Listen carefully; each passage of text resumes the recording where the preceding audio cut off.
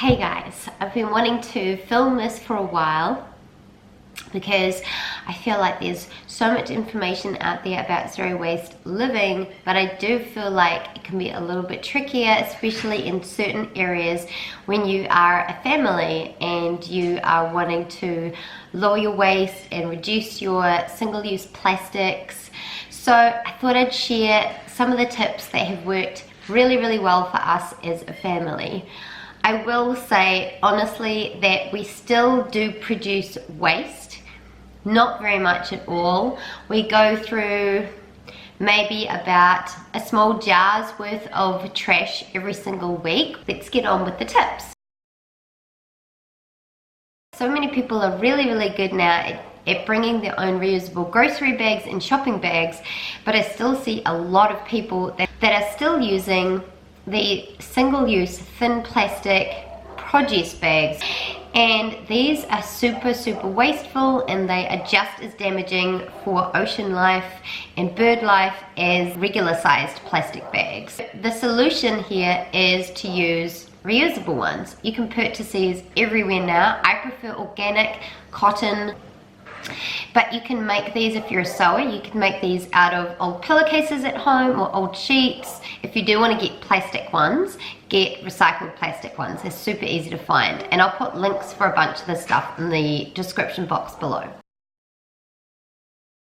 Have a set of lightweight reusables. What I use is I use wooden lightweight bowls, and they're nice and small and compact, and they stack together.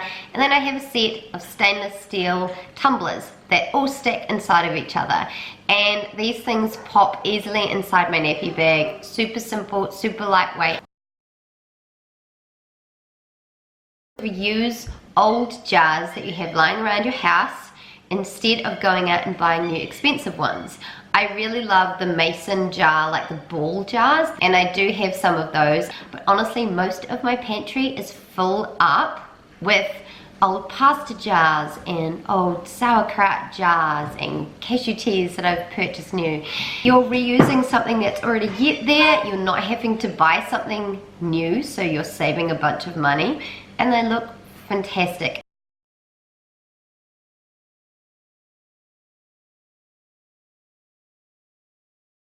We already have so much stuff on the planet. There is so much there. Anyone who secondhand shops knows the overwhelming amount of stuff that already exists. So instead of buying something new, go and find it secondhand. There's so many online places that you can look now if op shopping is hard for you, which I understand, because honestly going with the kids is a bit of a mission.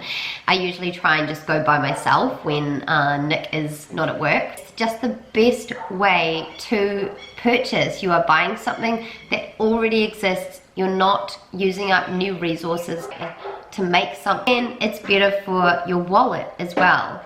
So reuse what's already there and try to buy with a minimal mindset. Really think about something before you buy it, whether it's a $2 t-shirt or whether it's a $700 camera. Pick up trash with your kids. This just teaches your kids to respect the planet and to care for it. This doesn't mean that every time you go to the beach or a park that you have to take some huge rubbish bag with you and collect every piece of rubbish that's there.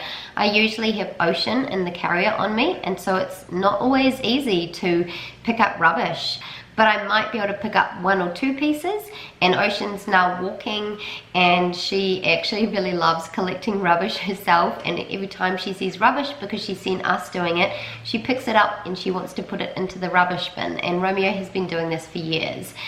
If you are concerned about hygiene, and I totally hear you and I totally get you, I have a really good hand sanitizer, and I carry this with me wherever I go. It's always on me, and the kids are really good with hygiene. Things like dips and crackers, bliss balls, all of these things that come wrapped in plastic, they can be made from scratch. It is such a cheap and healthy way to reduce your plastic.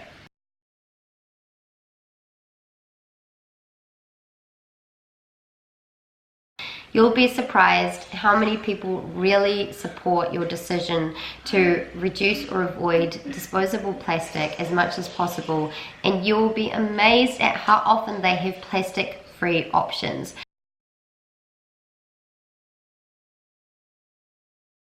A whole foods, plant-based diet. It has positively impacted my health in immeasurable ways. It is better for the environment and it's better for the animals. Here are some of the reasons why it's better for the environment. The amount of water use that's involved in animal agriculture is enormous compared to the amount of water required to grow plants. The leading cause of deforestation is animal agriculture. Overfishing is also depleting the oceans and destroying the ecosystem. For the environment, one of the best things that we can do is transition to a whole foods, plant-based diet. And if that's too hard for you right now, I hear you. I was there once as well.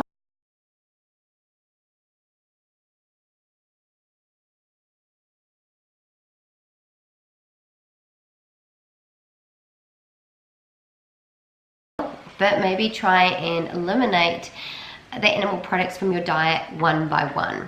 So you could start with, every Monday I'm going to have a fully vegan breakfast, and then just go from there.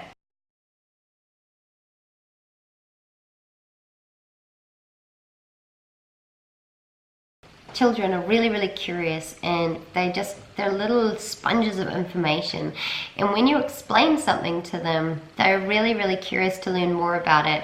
And I also feel like children are exceptionally good at saying, okay, well, what can we do about this? The more that they are aware of what's going on in the world and how they can make changes, the more likely they are to participate in that and be a positive impact on our future.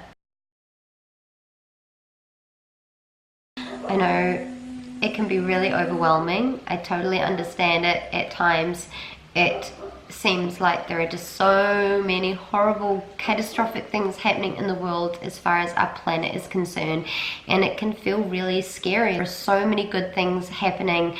Stay focused, stay positive, and take care of yourself. Take care of your body. We cannot take care of the planet of Mother Earth if we are depleted, if we are burnt out.